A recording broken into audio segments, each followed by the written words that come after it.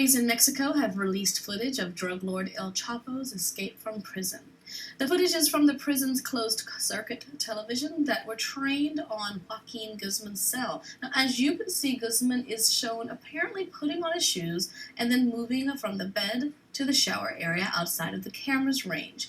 Then he disappears completely.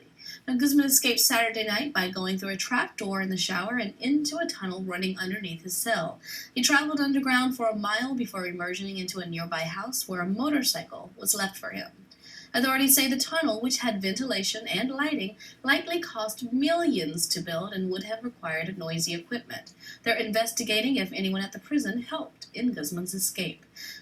There's now an international manhunt underway for Guzman, and Mexico is offering a $3.8 million reward for information leading to his capture. According to UN estimates, over 2,500 women in Mexico are killed in gender-related violence each year. Many more go missing.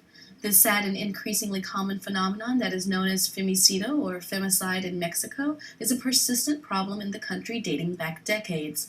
Mexican authorities have long struggled to solve the overall problem, but rarely are they able to even solve individual cases. Freelance journalist Brooke Binkowski explores what's being done in her latest piece, Mexico's Missing and Murdered, and she joins us now to discuss. Brooke, we appreciate you being here. How dire has this epidemic of missing and murdered women become in Mexico? It's actually been dire. I mean, it's an ongoing problem it was first named probably 15 years ago, and it just doesn't seem as though much is being done about it. So I guess you could call it an epidemic, but it's more like a chronic illness, really. All right, well, is it all over the country, or is it just in certain regions? It's in certain regions. Baja California, which is the state that borders California, is seeing a major uptick in femicides, or feminicidio. And right now I want to take a second just to sort of talk about what that means.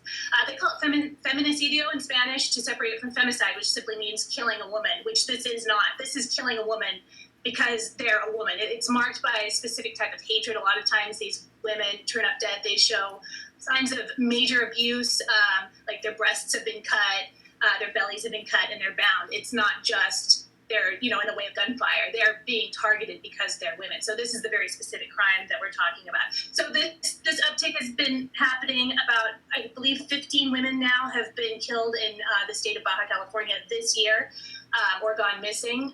And there is another state, of course, Chihuahua. Ciudad Juarez has been absolutely notorious for years as being the epicenter of femicide and feminicide. Well, a large portion of these women are actually indigenous. Does that make their cases more difficult to investigate?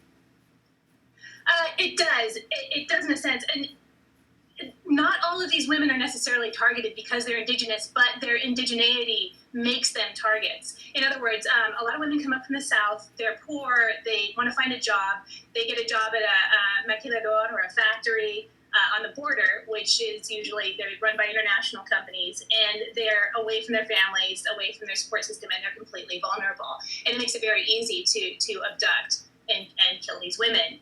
And so it's compounded. It's sort of this perfect storm because there is an indifference overall by authorities to the plight of indigenous peoples in Mexico. And it's not just Mexico. I mean, this happens. You see this all over. You see it all over North America, to be honest, Canada, the United States. But it's very marked there. You can see how targeted women in particular, are because they're indigenous. I mean, you can see it in the mass murders. You can see it in the mass graves. The way police kind of target students and disappear them who happen to be indigenous. So it's one factor in a whole lot of factors. So to that point, how do the police or government respond to these murders and also to the disappearances? That's a great question. I'd love to know. They don't. They don't respond. There's a backlog of crime that the Attorney General's office doesn't have the ability and the funds to address. There's also what they call in Mexico la cultura de impunidad, the culture of impunity, whereby you just can kind of do whatever you want. I think 97% of all crimes go unpunished at the moment. Now, you spoke with women in various nonprofit groups who are trying to raise awareness on this issue. What kind of work have they been doing, and are they seeing any success? There is some success. They are very, they are some of the bravest people I've ever met in my life. They are incredible. What they do is a series of awareness campaigns. They join forces. There's several groups, and they work internationally with groups in the United States as well. And they do artwork. They do organizations. They have demonstrations and marches like you see, and many of them get targeted. One of the women I interviewed for this, Maricela Ortiz, she had to move into the United States from Mexico across the border. She went to El Paso because she was getting so many threats on her life. Her son was actually shot and killed. One of her colleagues was shot and killed. And she kept getting phone calls saying, basically, you're next, so don't go anywhere alone. And she had legitimate attempts on her life, and finally she moved to El Paso, where she continues her work. You're right. The many continue their work despite the threats. Why do you think that is?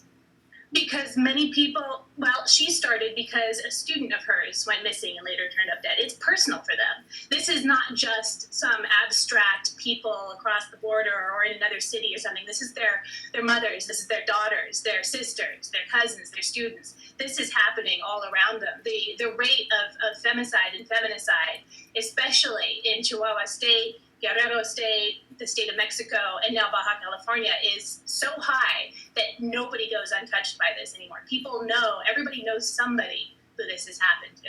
Brooke, we appreciate your work and look forward to continued conversation on this issue. A stampede ensued in the southern Indian state of Andhra, and